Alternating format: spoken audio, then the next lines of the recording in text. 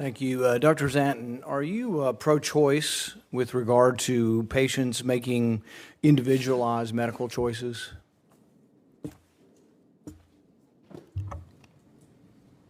Broadly, thank you, yes. Are you aware that your university doesn't allow choice with regard to vaccination, that you require all of your students to have 3 vaccines in order to be students? Yes. So it's sort of choice, but not so much when regarding vaccination. Are you aware of the increased risk of myocarditis with the COVID vaccine, particularly with successive COVID vaccinations in males between the ages of 16 and 24? Senator, thank you for the question. I'm prepared to talk about the nursing crisis and that we have vaccine requirements across the board for a lot Here's the problem. If you exclude everybody from being a nurse who believes in basic immunology, you're going to include a lot of smart people who believe that you can get immunity from both vaccination as well as infection. And if you say, well, we're just not going to take the people who believe in that old-fashioned infection thing, providing immunity, we're only going to take the people who will do as they're told. I mean, do you think individuals should be treated the same when they come to the emergency room? If you got an 18-year-old with chest pain and a 68-year-old obese diabetic with chest pain, you think they get treated the same in the emergency room? There are differences based on age. We used to always make differences even on the flu vaccine. We advised it for people at risk. We've done this forever. This is the first time we've done it, and we're now doing it with an experimental vaccine, one that's not been approved. Do you think that prior infection affects your immunity?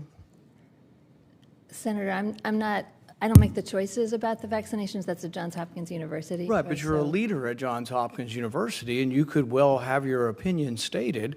Dr. Marty McCary is there, and Dr. Marty McCary has been very active in this.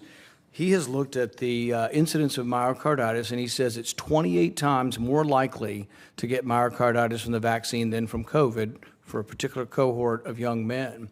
Women it also applies to, but more men than women. I assume you have men and women in your nursing program. This is a big deal, and it might affect. It affects the Marines. It affects everybody else. We finally fixed it with the Marines. We're not making them do it anymore. But the thing is you're at an institution of higher learning. We should have questions. And I know sometimes we have to do as we're told, but you're also dean of the school. You have a voice. And we should be curious about things. In Britain, France, Germany, Norway, Sweden, Denmark, they don't have university mandates on this. Some countries don't recommend it for children at all.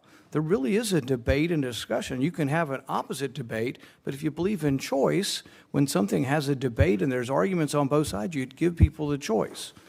So the CDC did a study of 1 million patients. That's a pretty big study. It's an observational study, but it's a large study. And they asked, what are the chances that you will go to the hospital? And they divided it into different groups.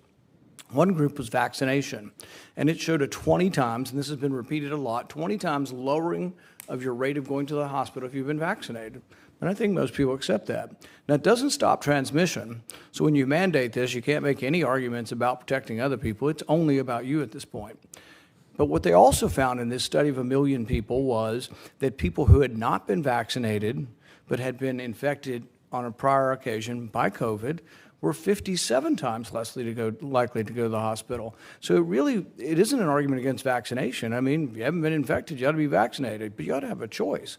You're not giving people any choice, and actually this applies to all your universities. None of your universities, I think you all mandate 3 vaccines. And frankly, I think the literature actually shows it to be malpractice. That's why you should all have a voice in this. A large study in Israel shows that the rate of myocarditis among vaccinated is about 1 in 3,000 to 1 in 6,000. There's another study that shows it's 40 times greater, so between 28 and 40 times. And this isn't an argument against vaccination. It's an argument for thinking and understanding that people of different ages could respond differently. And so my hope and what I would offer to all of you is that people should speak up. We are living in a world where everybody sticks their head in the sand and says, do as you're told, take 3 vaccines. And there are people with myocarditis that are seriously ill. Currently, I mean, think about this. Here's a question. Your 15-year-old kid has had COVID, takes the vaccine, and has myocarditis enough to be hospitalized. What would you do? Would you give him another vaccine? Thank you. I will take into consideration what you've said, and I'll bring it back to you. Well, it's an individual decision, and you ought to be able to answer, at least be honest and look backwards. The thing is the CDC says if your kid's had myocarditis, got sick and went to the hospital, as soon as he gets better, give him another one. I think most parents in the country would say that's a stupid idea and defies all common sense, and they would resist this. But when the government tells you to do it, and it's a really stupid idea that defies common sense, guess what? People lose trust in government. We want to have trust in the people running our medical schools and our nursing schools. But somebody needs to ask these questions. Dr. Marty McCary's doing it. Dr. Vinay Prasad's doing it out at UC San Francisco. And it's a growing movement, but I would hope that you all will open your minds to at least thinking about the choice of the individual in medicine.